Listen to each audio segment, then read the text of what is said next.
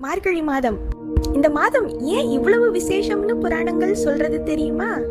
புராணங்களின்படி ஒரு மனிதனின் ஒரு வருடம் தேவர்களின் ஒரு நாளைக்கு சமம்.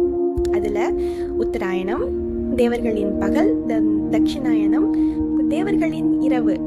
மார்கழி மாதம் தேவர்களே பிரம்ம முகூர்த்த காலம். அதனாலதான் இந்த மாதத்துல அதிகாலை வழிபாடு மிகுந்த பலன் தருது.